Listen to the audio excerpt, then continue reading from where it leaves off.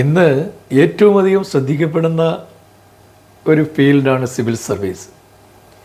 Civil സർവീസിൻ്റെ കടമ്പകൾ എങ്ങനെ കടക്കാം എന്നുള്ളത് ഒരു ആസ്പിരൻറ്റിനെ സംബന്ധിച്ചിടത്തോളം ഏറ്റവും സുപ്രധാനമാണ്.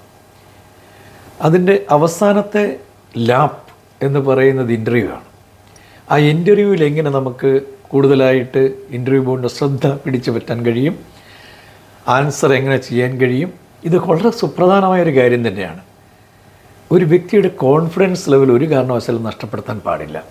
കോൺഫിഡൻസ് നഷ്ടപ്പെട്ടാൽ ഇൻ്റർവ്യൂവിൽ നമുക്ക് മുന്നോട്ട് പോകാൻ കഴിയുകയില്ല. അതിൻ്റെ അർത്ഥം ഓവർ കോൺഫിഡൻസ് ഉണ്ടാകുക എന്നുള്ളതല്ല.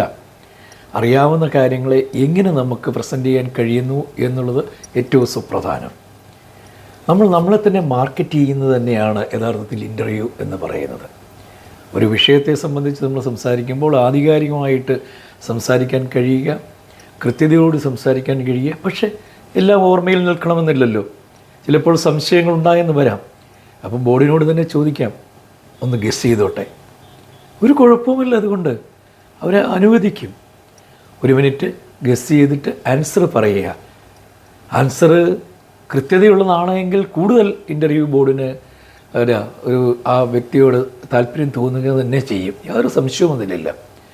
അതല്ല, ഇനി തെറ്റിപ്പോയി കഴിഞ്ഞാലും നമ്മൾ നേരത്തെ തന്നെ ചോദിച്ചിട്ടുണ്ടല്ലോ, ഒന്ന് ഗസ് ചെയ്തോട്ടെ. അതിന് വിഷമിക്കേണ്ട കാര്യങ്ങളൊന്നുമില്ല. പിന്നെ ബോഡി ലാംഗ്വേജ് വളരെ സുപ്രധാനമാണ് ഈ ഒരു കാര്യത്തിൽ. നമ്മളുടെ ബോഡി ലാംഗ്വേജ് എന്ന് പറഞ്ഞാൽ നമ്മളെ തന്നെ മറ്റുള്ളവരുടെ മുന്നിൽ നമ്മൾ എന്താണ്, ആരാണ്, എങ്ങനെയാണ് എന്നൊക്കെയുള്ള ഒരു ഒരു പ്രദർശനം തന്നെയാണല്ലോ, അല്ലെന്ന് പറയാൻ പറ്റുമോ? ഒരു ചോദ്യം ചോദിക്കുന്ന ചോദ്യകർത്താവിൻ്റെ കണ്ണിൽ നോക്കി സംസാരിക്കുമ്പോൾ ചുറ്റുപാടും ഇരിക്കുന്ന ചോദ്യകർത്താക്കളോടുകൂടി ആ ഐ കോണ്ടാക്റ്റ് ഉണ്ടാകണം. ഒരാളിലേക്ക് മാത്രമായിട്ട് ഫോക്കസ് ചെയ്തു പോകരുത്. കണ്ണുകളുടെ കോണ്ടാക്റ്റ്, മുഖത്തുണ്ടാകുന്ന ഒരു സ്മൈല്, സന്തോഷം. എന്നാൽ ഈ പറഞ്ഞ രീതിയിൽ ഒരു ഞാൻ ഭാവമില്ലാതെ എങ്ങനെ കാര്യങ്ങൾ പറയാൻ കഴിയുന്നു എന്നത് വളരെ പ്രധാനപ്പെട്ട കാര്യമാണ്. ചിലപ്പോൾ ചില കാര്യങ്ങളിൽ കോൺട്രവേഴ്സ്യലായിട്ടുള്ള ചോദ്യങ്ങളുണ്ടാകാം. ഒരുപക്ഷെ നമ്മുടെ മനസ്സിനത് പൂർണ്ണമായി യോജിക്കണം എന്നില്ല. പല വിഭിന്നങ്ങളായ ചർച്ചകൾ നടക്കുന്നുണ്ടാകാം. 2 or 3 അഭിപ്രായം ആ വിഷയത്തെ സംബന്ധിച്ചുണ്ടാകാം. പക്ഷേ അത് എങ്ങനെ പ്രസൻറ്റ് ചെയ്യുന്നു എന്നുള്ളത് സുപ്രധാനമാണ്. ഇൻ്റർവ്യൂ ബോർഡിലുള്ളവർ പോലും പല അഭിപ്രായമുള്ളവരായിരിക്കും. അപ്പോൾ അവരെ എങ്ങനെ നമ്മൾ പ്ലീസ് ചെയ്തുകൊണ്ട് സംസാരിക്കാൻ കഴിയും. ഉദാഹരണത്തിന് എനിക്ക് പറയാനുള്ളത്, ഈ ഒരു വിഷയത്തെ സംബന്ധിച്ച് വിഭിന്നങ്ങളായ അഭിപ്രായങ്ങളുണ്ട്. ഈ ഒരു വിഷയത്തെ സംബന്ധിച്ച് പല രീതിയിലും പല അഭിപ്രായങ്ങളും വന്നിട്ടുണ്ട്. അതെല്ലാം ഒരു ചർച്ചയുടെ ഭാഗമായി നിലനിൽക്കുമ്പോൾ എൻ്റെ വ്യക്തിപരമായ അഭിപ്രായം ഇതാണ്, മറ്റുള്ളത് തെറ്റാണ് എന്നല്ല ഞാൻ പറയുന്നത്. എനിക്കുമുണ്ടല്ലോ ഒരു ഐഡൻറ്റിറ്റി. ഞാൻ ആ ഐഡൻറ്റിറ്റിയിൽ നിന്നുകൊണ്ട് വളരെ സൗമ്യമായി ശബ്ദം കുറച്ച് നമ്മളുടെ ഉള്ളിലുള്ള കാര്യത്തെ പ്രസൻറ്റ് ചെയ്ത് കഴിഞ്ഞാൽ അതൊരു കോൺട്രവേഴ്സ്യൽ ഇഷ്യൂ ആണെങ്കിൽ പോലും നമ്മൾക്ക് മാർക്കൊന്നും കുറയില്ല. നമ്മുടെ എങ്ങനെ the way in which we R acting or reacting, that is very important. അതാണ് ഇൻ്റർവ്യൂവിൽ ഏറ്റവും പ്രധാനമായിട്ടുണ്ട്. വരുമ്പോൾ മുതലുള്ള ഒരു വ്യക്തിയുടെ സമഗ്രമായ നോളജിനെ നമ്മൾ ചോദ്യം ചെയ്തു എന്ന് വരാം. ചിലപ്പോൾ വളരെ സിമ്പിളായ ക്വസ്റ്റ്യൻസ് ആയിരിക്കും ചോദിക്കുന്നത്. നിങ്ങൾ തന്നെ കൊടുത്തിട്ടുള്ള നിങ്ങളെ സംബന്ധിച്ചിട്ടുള്ള ഡീറ്റെയിൽ, സ്കൂൾ കാലം മുതൽ നിങ്ങൾ പഠിച്ച കാര്യങ്ങൾ, നിങ്ങളവിടുത്തെ ഓരോ ഇൻവോൾവ്മെൻറ്റ്, നിങ്ങളുടെ അറിവ്, നിങ്ങളുടെ മറ്റ് നോളജൊക്കെ പ്രതിപാദിക്കുന്ന ഡീറ്റെയിൽസ് ഇൻ്റർവ്യൂ ബോർഡ് അംഗങ്ങളുടെ കയ്യിലുണ്ട്. അപ്പോൾ അതിൽ നിന്ന് വേണേൽ ചോദ്യങ്ങൾ ചോദിക്കാം. അപ്പോൾ ഞാൻ പറഞ്ഞു വരുന്നത്, നമ്മളെ സംബന്ധിച്ച് കോൺഫിഡൻസ് വിട്ടുകളയാൻ പാടില്ല. 1. 2, കണ്ണുകളിൽ നോക്കി സംസാരിക്കാൻ കഴിയണം. മുഖത്തൊരു ചെറിയ ചിരി ഉണ്ടാകണം. എല്ലാവരെയും, ഇൻ്റർവ്യൂ ബോർഡിലുള്ളവരെ ആ ഫേസിലേക്ക് നോക്കുകയും അവരോട് സർ എന്ന് പറഞ്ഞ് മാന്യമായിട്ട് സംസാരിക്കാനും കഴിയും. തെറ്റുകളും സ്വാഭാവികമാണ്. ആരെയാണ് ഭയപ്പെടുന്നത്? ഭയത്തിൻ്റെ ഒരു ആവശ്യമില്ല. അപ്പോൾ ആദ്യം വേണ്ടത് നമ്മുടെ ഭയപ്പാട് മാറുക. 2ാമത് വേണ്ടത് കോൺഫിഡൻസ് നഷ്ടപ്പെടാണ്ടിരിക്കുക. 3ാമത് വേണ്ടത് അറിയാവുന്ന കാര്യങ്ങൾ കൃത്യമായി പറയുക. അറിയാത്ത കാര്യമാണെങ്കിൽ സോറി സർ, ഞാനൊന്ന് ഗസ് ചെയ്തോട്ടെ, എന്താ തെറ്റ്? അപ്പോൾ ഒരു ചോദ്യത്തിൽ നിന്നുകൊണ്ടോ 2 ചോദ്യങ്ങളുടെ ഉത്തരം കൊണ്ടോ ഒരു വ്യക്തിയെ സമഗ്രമായി അറിയാമെന്ന് നമ്മൾ കരുതരുത്.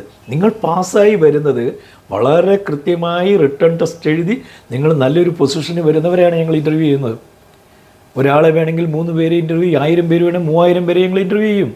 അപ്പോൾ ആ ഒരു ലെവലിൽ നിന്നുകൊണ്ട് നിങ്ങൾ കണ്ടാൽ മതി. എപ്പോഴും വേണ്ടത് നമുക്ക് മനസ്സിനെ നിയന്ത്രിക്കാൻ കഴിയണം. അത് വളരെ പ്രധാനപ്പെട്ടതാണ്. How to manage himself or herself, അത് വളരെ പ്രധാനപ്പെട്ടതാണ്. മാനേജ്മെൻറ്റ് തിയറിയൊക്കെ മാറിയിരിക്കുകയാണ്. Self management and crisis management, അത് തീർച്ചയായും ഏറ്റവും പ്രധാനപ്പെട്ടതാണ്. അത് പ്രാക്ടീസ് ചെയ്യണം. നിങ്ങളൊരു ഇൻ്റർവ്യൂ ബോർഡിനെ ഫേസ് ചെയ്യുന്നതിന് മുമ്പ് ഈ പറഞ്ഞ രീതിയിൽ ഒരു മിററിന് മുൻപിൽ നിന്നിട്ട് നിങ്ങൾ സംസാരിക്കൂ. നിങ്ങളുടെ ഫേസ് എങ്ങനെ, നിങ്ങളുടെ ചിരി എങ്ങനെ, അതൊക്കെ നിങ്ങൾക്ക് സ്വയമായിട്ട് മനസ്സിലാക്കാൻ കഴിയും. മാറ്റങ്ങൾ വരുത്തേണ്ടടുത്ത് മാറ്റം വരുത്താൻ കഴിയും. ബോഡി ലാംഗ്വേജ് വളരെ പ്രധാനപ്പെട്ടതാണ്. നമ്മൾ തലകുനിച്ചിരിക്കുക, അതല്ലെങ്കിൽ ഈ പറഞ്ഞ രീതിയിൽ വലിയ ഗമയിലിരിക്കുക, ഇതൊന്നുമല്ല. അതിൻ്റേതായ ഒരു പോസ്ചറുണ്ട്. അത് നമ്മൾ വളരെ പ്രധാനമായിട്ട് തന്നെ ശ്രദ്ധിക്കേണ്ടതാണെന്നാണ് എൻ്റെ അഭിപ്രായം. ഒരു കാര്യം ഞാൻ പറയുന്നു, കോൺഫിഡൻസ് വിട്ടുകളയരുത്. നിങ്ങൾ ഇൻ്റർവ്യൂവിന് എത്തിയിരിക്കുന്നത് ഒരുപാട് കടമ്പകൾ കടന്നാണ്. ടെസ്റ്റ് എഴുതി ഒരുപാട് ബുദ്ധിമുട്ടിയാണ്. അവസാനം കൊണ്ടുവന്ന് അതിൽ വരുമ്പം 4 പേരെ കാണുമ്പോൾ നമ്മളുടെ കോൺഫിഡൻസ് എന്തിനു മക്കളെ നഷ്ടപ്പെടുത്തണം? ഒരിക്കലും പാടില്ല. തെറ്റും കുറ്റങ്ങളും എല്ലാവർക്കും ഉണ്ട്. ഇൻ്റർവ്യൂ ബോർഡിലുള്ളവർക്കുണ്ട്, അഭിപ്രായ വ്യത്യാസങ്ങളുള്ളവരുണ്ടാവും. പക്ഷേ അവരെയൊക്കെ എല്ലാവരെയും ഒന്ന് പ്ലീസ് ചെയ്യുന്ന രീതിയിൽ നമുക്ക് പറയാനുള്ള കാര്യങ്ങൾ കൃത്യതയോടും വ്യക്തതയോടും കൂടി എങ്ങനെ പറയാൻ കഴിയുന്നു എന്നുള്ളത് വളരെ പ്രധാനപ്പെട്ട കാര്യമാണ്. ഏതായാലും ഈ ഒരു മേഖലയിലേക്ക് കടന്നു വരുന്ന പ്രിയപ്പെട്ട എൻ്റെ വിദ്യാർത്ഥികൾക്ക് അല്ലെങ്കിൽ ഇൻ്റർവ്യൂ അറ്റൻഡ് ചെയ്യുന്നവർക്ക് എല്ലാ ഭാവങ്ങളും നേരുകയാണ്. നന്മകളിലൂടെ നമുക്ക് ഒരുപാട് നേട്ടം കൈവരിക്കാൻ കഴിയും. ചിന്തകളിലൂടെ നമുക്കൊരുപാട് നേട്ടം കൈവരിക്കാൻ കഴിയും. പ്രവൃത്തിയിലൂടെ നമുക്കൊരുപാട് നേട്ടം കൈവരിക്കാൻ കഴിയും.